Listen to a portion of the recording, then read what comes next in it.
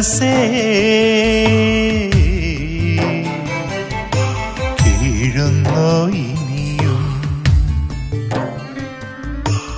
അഴിയാത്ത ബന്ധന ചുവരിൽ മിഴിനട്ട വാർദ്ധക്യമൊടുവിൽ അകലങ്ങൾ നോക്കി ആരേ തേടി അകലങ്ങൾ നോക്കി ആരേ തേടി മകനെന്ന പൊന്മുത്തിനെയോ മകളെന്ന പൂമുത്തിനെയോ കണ്ണീരിൻ കഥ ഇത് തുടരും. അല്ല, ഒറ്റ മോനേ ഉള്ളൂ? ഒരേ ഒരു മകൻ. പൊന്നുപോലെയാ ഞാൻ അവനെ നോക്കിയത്. മക്കളെ പൊന്നുപോലെ നോക്കിയത് കൊണ്ടാ ഇവിടെ കുറേ അച്ഛനമ്മമാർ വരാൻ കാരണം.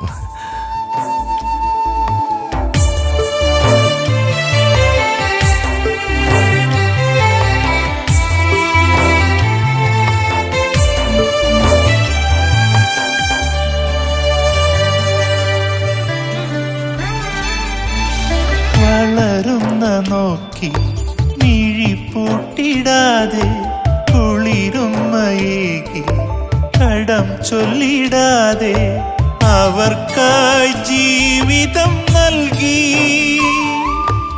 ഉറങ്ങാതെ കാവലായി മാറി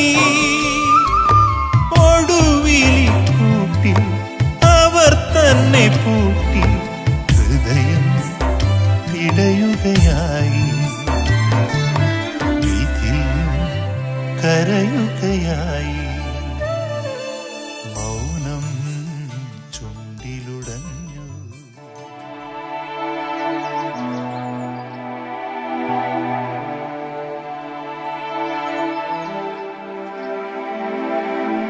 എടാ മോനെ, എന്നോട് ഡ്രസ്സൊക്കെ മാറ്റി നിൽക്കാൻ പറഞ്ഞിട്ട് നീ എങ്ങോട്ടാ എന്നെയും കൊണ്ട് പോകുന്നത്? എനിക്കിനി അച്ഛനെ കാണാനൊന്നും വരാൻ പറ്റില്ല അച്ഛാ. ഇടയ്ക്കിടയ്ക്കുള്ള ഈ യാത്രയൊക്കെ വലിയ ബുദ്ധിമുട്ടാ.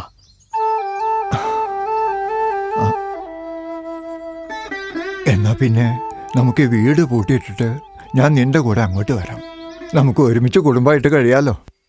എന്താ കുട്ടികളൊക്കെ ഒന്ന് കണ്ടിട്ട്. അതിലും നല്ലത് അച്ഛന് താമസിക്കാൻ ഞാൻ എൻ്റെ സുഹൃത്തിൻ്റെ ഒരു വീട്ടിൽ താമസം ശരിയാക്കിയിട്ടുണ്ട്. ഒരു സുഹൃത്തും വേണ്ട. അവനാവുമ്പോൾ നിങ്ങളെ ഞാൻ നോക്കുന്നതിനേക്കാളും നന്നായി നോയിക്കോളും. ഈ വീടും പറമ്പും വിട്ട് ഞാൻ എങ്ങോട്ടും ഇല്ല. പറയുന്നത് കേട്ടാ മതി കളവാ. മോനെ, അച്ഛന് ഞാൻ ഈ വീടും പറമ്പും വിറ്റിട്ട് വർഷങ്ങളായി.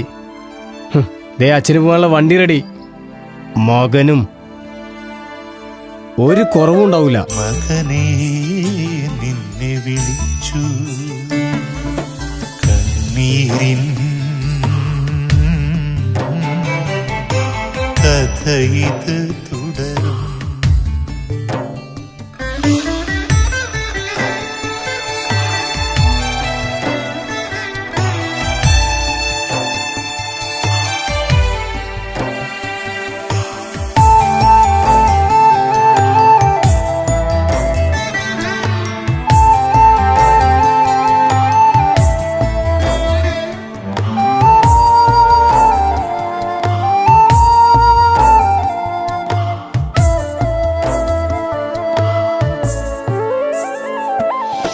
പിതൃപുത്രബന്ധം അകന്നെങ്ങു പോയി പ്രസവിച്ചൊരമ്മ വെറും അന്യയായി സദനത്തിൽ വീഴുമീ കണ്ണീർ അറിയാതെ ശാപമായി തീരും. ഒരിക്കലി ശാപം തളർത്തിടും നേരം കരയും നിങ്ങളുമൊടുവിൽ. ആരാ?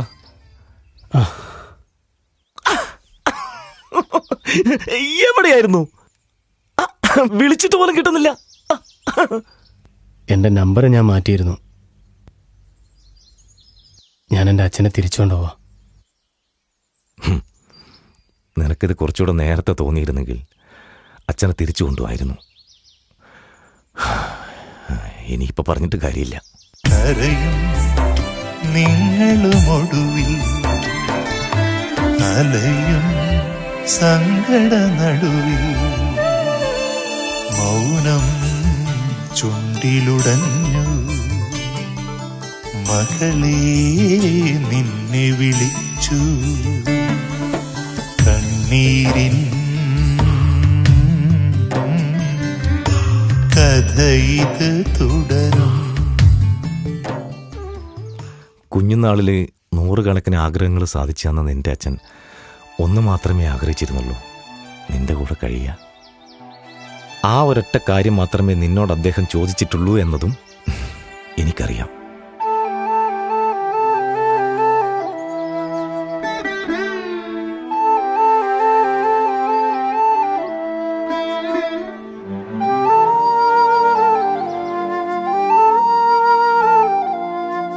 നിന്റെ കൂടെ കഴിയാൻ അച്ഛൻ ഒരുപാട് ആഗ്രഹിച്ചിരുന്നു.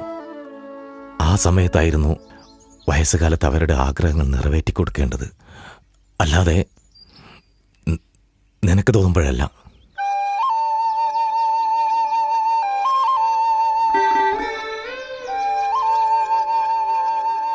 നിന്റെ അച്ഛൻ ആരായിരുന്നെന്നറിയണമെങ്കിൽ നിനക്ക് നിന്റെ അച്ഛൻ്റെ പ്രായമാകുന്നതുവരെ നീ കാത്തിരിക്കണം.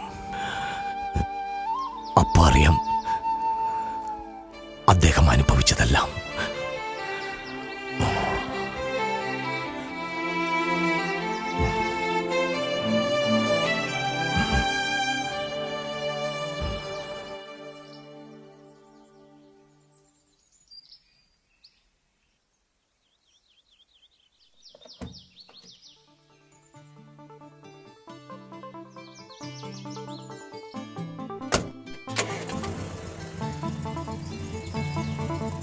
കണ്ണീരിൻ കഥ ഇത് തുടരും.